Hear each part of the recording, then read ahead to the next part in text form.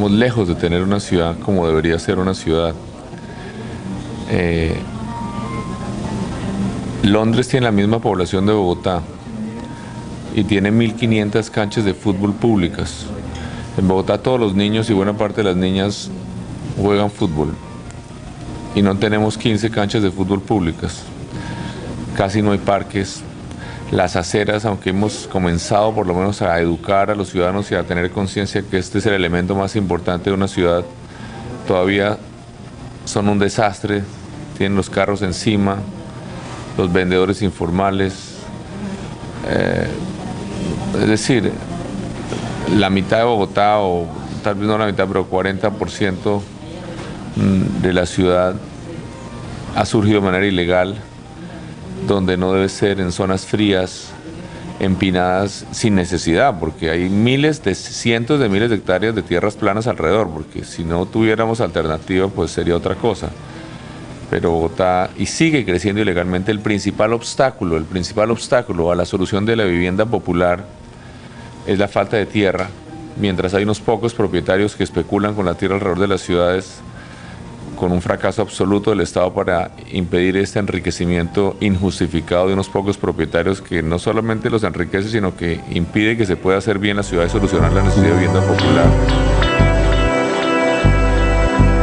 Tiene algunas cosas que nos han funcionado bien. Hemos logrado, por lo menos, frenar algunas inversiones en grandes vías y con esos recursos hacer unos colegios extraordinarios. Bogotá hoy tiene fácilmente más de 100 colegios en los barrios más pobres, que son iguales de buenos o mejores que los colegios donde van los niños más ricos de la ciudad.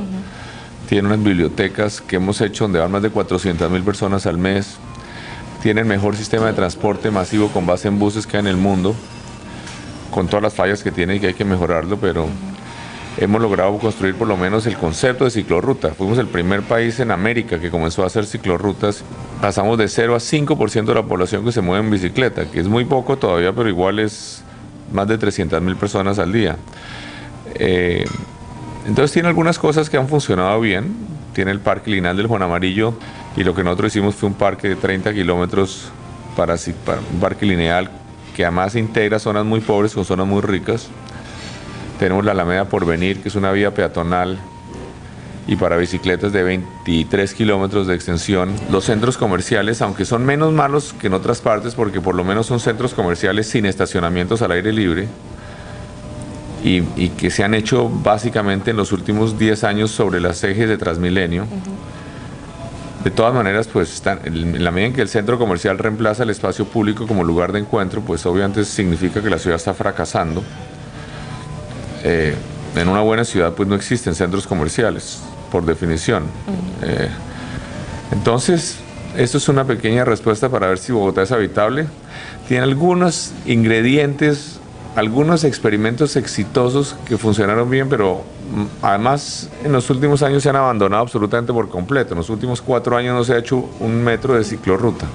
Y cuando usted fue alcalde, me imagino que fue muy difícil, o sea, impulsar e implementar esas políticas. Se hizo muy mediante difícil. Un diálogo social, se abrió una... ¿Cómo se logró, digamos, generar eso? Los diálogos suena muy bonito en las universidades y en los congresos de sociología, pero en la práctica, en una sociedad de estas pobres, cuando se habla de la participación, lo que significa es que unos pocos poderosos, con intereses generalmente distintos al interés general, participan y opinan, y además son los dueños de los periódicos, de la televisión, de todo. Entonces tiene una capacidad de presión tremenda. A mí casi me tumban de la alcaldía por quitar los carros de las aceras.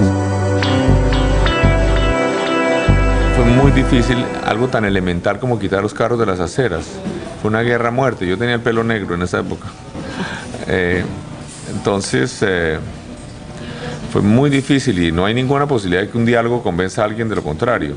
Es decir, obviamente hay que tratar siempre de dialogar, y nosotros hicimos, cuando ya teníamos un apoyo popular muy grande al final, después de que casi me tumban, pues hicimos tratamos de hacer cosas de alta participación. Por ejemplo, hicimos la primera consulta popular que se hizo en Colombia para que la gente votara, y entonces establecimos el día sin carro mediante una consulta popular en que votó todo el mundo. Incluso en esa consulta popular, entonces se estableció que el primer jueves de cada febrero es un día sin carros. No es como el día sin carros en Francia, no, es un día en donde no hay carros en ninguna parte en la ciudad de 7 millones de habitantes, solo taxis, tratamos de hacer participación, hicimos más de 700 proyectos en los barrios populares, pues en mi administración, en otras también lo hicieron algo, donde los ciudadanos mismos, más que todas las juntas de acción comunal de los barrios, proponían proyectos, los diseñaban, entre ellos mismos incluso escogían quiénes eran los que ganaban, y entonces nosotros contratábamos las obras con las comunidades. Hay que hacer toda la participación posible sin creer que lo que decían los ciudadanos es lo conveniente, porque hay veces que los ciudadanos no entienden. Hay cosas que parecen ser y no son, y a uno le parece que hacer vías más grandes arregla los embotellamientos. Entonces, hay peleas muy duras. Poner los sistemas tipo Transmilenio y quitarle espacio a los carros es muy difícil. En fin, o sea que si uno se pone a participar siempre hay que tener mucho cuidado, porque a veces lo que hay es necesario es lo contrario.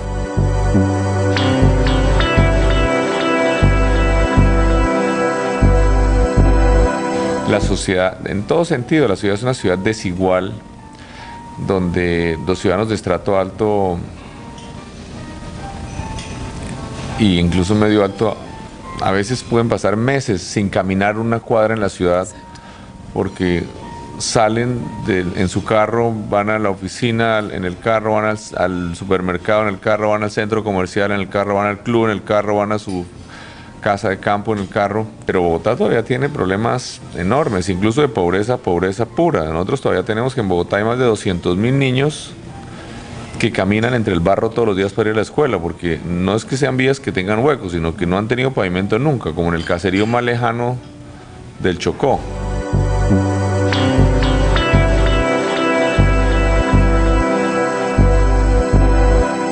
Y tenemos además miles de otros pequeños detalles urbanísticos desastrosos. Y vamos a entrar ya a los detalles urbanísticos menores, entre comillas menores. Tenemos una norma tan estúpida en Bogotá que estimula, premia o exige que se hagan estacionamientos en el primer piso de los edificios, de manera que la gente camina frente a carros estacionados, lo que obviamente genera inseguridad, y fuera de que es antiestético, pues genera inseguridad, porque lo que genera seguridad es que desde el espacio privado se vea el espacio público y viceversa. Tenemos una aversión absoluta de los estratos altos a que haya comercio cerca de lo residencial. Es una especie como de trauma que tienen. Entonces, mientras que en París puede haber un apartamento de $10 millones con una tienda en el primer piso, aquí eso les parece que eso es terrible, que eso es clase baja, tener comercio cerca de lo residencial. Entonces, de nuevo, el problema de la desigualdad es la causa de todos los problemas. El problema de la desigualdad es la causa de los problemas de diseño urbano.